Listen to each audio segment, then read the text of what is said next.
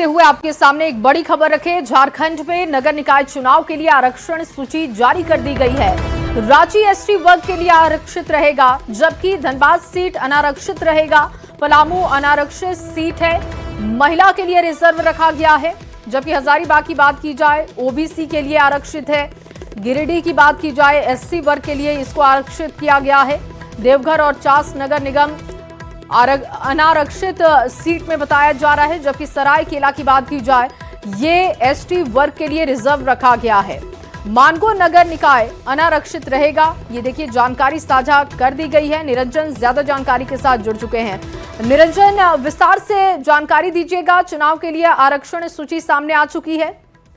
जी बिल्कुल, राज्य निर्वाचन आयोग ने अभी अधिसूचना जारी की है और कल का अखबार में ये गजट प्रकाशित भी हो जाएगा, क्योंकि झारखंड सरकार का गजट ये प्रकाशित किया है। राज्य के 9 नगर निगम सहित कुल 48 शहरी निकाय चुनाव प्रस्तावित हैं, जिनमें से कई निकाय के चुनाव 2022 से ही लंबित है। यानी हम बात करें तो 3 साल लंबित हो गए हैं। और जिस तरह से सीटों को बदला गया, यानी पलामू नगर निगम महिला महापौर के लिए है, वहीं हजारीबाग ओबीसी 1 के, इसको लेकर के लगातार आप देख रहे थे कि ट्रिपल टेस्ट हुआ और उसी के तहत आज आरक्षण का जो है वो जारी किया गया।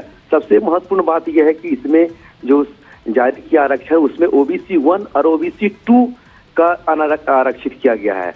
निश्चित तौर पर रांची का जहां तक एक चर्चा है, राजधानी है और धनबाद है और आपको मानगो नगर निगम है, ये झारखंड के बड़े शहर में से आते हैं। रांची के लिए शेड्यूल ट्राइब जारी अनुसूचित जनजाति के लिए किया गया है।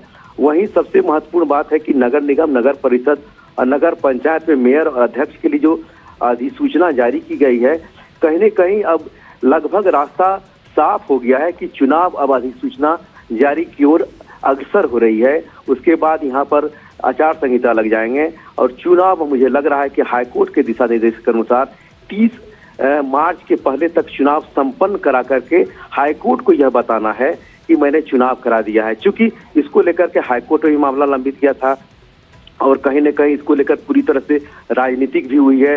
अब देखना यह है कि जिस तरह से अधिसूचना जारी हुई है, इस पर क्या पॉलिटिकल बयान आते हैं।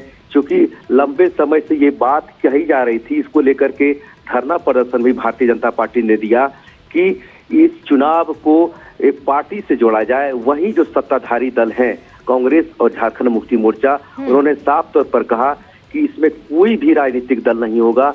जिस तरह से चुनाव अन्य राज्य में होते हैं, पड़ोसी राज्य बिहार हो, बंगाल हो, उड़ीसा हो, छत्तीसगढ़, उसी तरह चुनाव झारखंड में हो। चूंकि यहाँ पर गैर राजनीतिक दल भाग लेते हैं, लेकिन कहीं न कहीं अगर हम बात करें तो साफ तौर पर पीछे से पॉलिटिकल पार्टी जरूर इसमें सपोर्ट होती है पूरी तरह से इसमें, क्योंकि वार्ड का होता है चुनाव। नगर, अगर हम विधानसभा के बाद सबसे बड़ा अगर चुनाव होता है तो नगर पंचायत का ही चुनाव होता है। त्रिस्तरीय जिस तरह से हमारी शासन व्यवस्था है पूरी, अगर देखें तो प्रजातंत्र में कहीं न कहीं इसका साफ तौर पर संकेत है। और एक बिल्कुल, और सियासत ना हो ये हो नहीं सकता। देखना होगा क्या रिएक्शन इस पर आते हैं जब आरक्षण सूची जारी की गई है। बहुत शुक्रिया निरंजन तमाम जानकारी के लिए। और वहीं राज्य में निकाय चुनाव की घोषणा कभी भी अब हो सकती है और इसको लेकर कल एक हाई लेवल बैठक की गई है। लेकिन इस मामले में सियासत लगातार जारी है। बीजेपी विधायक सीपी सिंह ने तंज कसते हुए कहा कि निकाय चुनाव की तैयारी पूरी है, हम तैयार हैं, ये बार बार कहने से नहीं होगा। प्रदेश प्रवक्ता ने भी इस पर देखिए पलटवार किया। कांग्रेस के प्रवक्ता ने पलटवार करते हुए कहा कि राज्य सरकार सत्ता का विकेंद्रीकरण चाहती है, जबकि बीजेपी हमेशा से ही निकाय चुनाव में अड़ंगा डालती रही है। आपको बयान सुनवाते हैं। कई बार सुन रहे हैं, समाचार पत्रों में देखने सुनने को मिलता है किस तरह की बैठकें होती है, तैयार हैं। भाई करा क्यों नहीं रहे हैं? तिथि की घोषणा क्यों नहीं कर रहे हैं?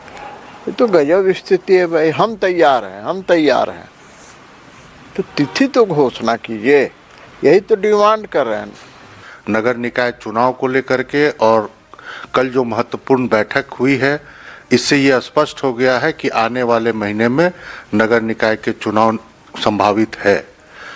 भारतीय जनता पार्टी इन चुनावों को लेकर के हमेशा से अड़ंगा और अटंगा लगाते रही है, चाहे वो कोर्ट के माध्यम से हो, चाहे वो आरक्षण के मुद्दे को लेकर के हो। और चलिए